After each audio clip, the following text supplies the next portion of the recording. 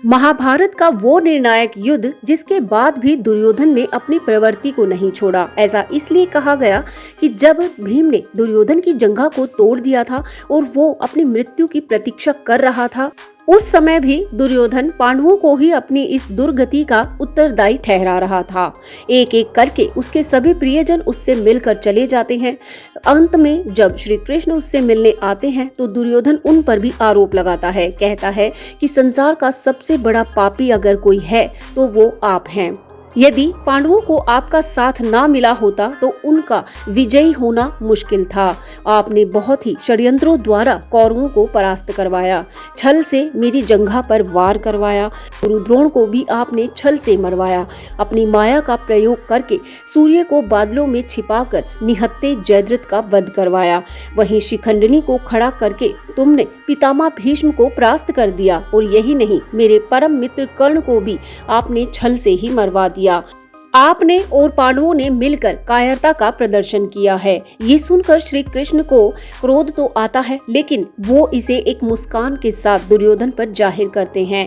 वो कहते हैं कि दुर्योधन, तुमने स्वयं अधर्म की सैकड़ों सीढ़ियां चढ़कर धर्म का रास्ता भुला दिया था। तुमने भरी सभा में एक स्त्री का चीर हरण करवाया।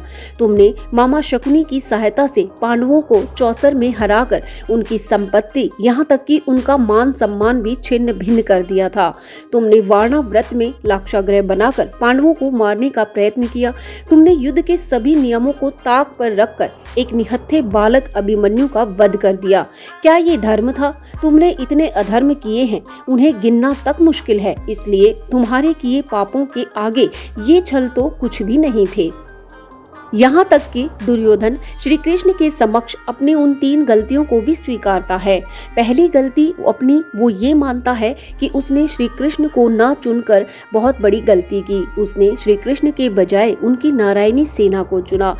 मैंने मामा शकुनी की बातों में आकर ये सुनकर कि अकेला श्री कृष्ण क्या कर लेगा, तुम उसकी नारायणी सेना को ही चुनो, आपको ना चुना, और यही मेरी सबसे बड़ी गलती थी। पांडवों को आपका साथ मिला, इसीलिए वो विजयी रहे थे। दुर्योधन ने अपनी दूसरी गलती ये मानी कि उसने अपनी माता गांधारी का भी कहना नहीं माना। माता गांधारी में एक दिव्य शक्ति थी। उन्होंने इतने वर्षों तक अपनी आंखों पर पट्टी रखी थी और शिव भगवान की तपस्या की थी, तो उन्हें ये वरदान था कि वो जिसको भी अपनी आंखों की पट्टी खोलकर एक बार देखेंगी उसका शरीर वज्र का बन जाएगा। लेकिन लोकलाज के भय से दुर्योधन ने अपनी जंघा पर चारों ओर पत्ते लपेट लिए थे, जो कि श्री कृष्ण की ही माया थी, और इसी कारण दुर्योधन का ये हिस्सा कमजोर रह जाता है, जिसका फायदा युद्ध में भीम ने उठाया था। तीसरी गलती दुर्योधन ने अपनी ये मानी थी कि उसने अपने सेनापति बार बार बदले। उसने अश्वत्थामा को ही अपना सेनापति बनाकर रखना चाहिए था, जिसे अमर होने का वरदान प्राप्त था। उसे ये देखना चाहिए था कि युद्ध मैदान में पहले किस योद्धा को भेजे ताकि वो युद्ध का जायजा अच्छे से ले सके। उसे स्वयं भी युद्ध में जाकर देखना चाहिए था। दुर्योधन की यही गलती थी कि वो युद्ध में सबसे अंतिम समय पर गया। ये कहते हुए दुर्योधन फूट फूट कर रोने लगता है, लेकिन श्री कृष्ण कहते हैं कि इन सब बातों का अब कोई फायदा नहीं, समय बीत चुका है। तुमने समय पर किसी की बात नहीं मानी। तुम्हारे बड़ों ने तुम्हें इतना समझाया, लेकिन तुम पर उसका कोई असर नहीं हुआ। तुम्हारी अहंकारी प्रवृत्ति के कारण ही तुम्हारा विनाश हुआ है। अपनी गलतियों को स्वीकार करो। दूसरों को पापी और कायर कहने से पहले तुमने जीवन में क्या किया है उसका विश्लेषण करो, और दूसरों पर इसका आरोप और उन्हें उत्तरदायी ठहराने से पहले स्वयं का विश्लेषण करते हुए अपनी मृत्यु को प्राप्त करो। इस तरह दुर्योधन जैसे व्यक्ति का अंत हो जाता है और महाभारत के इस अध्याय का अंत हो जाता है।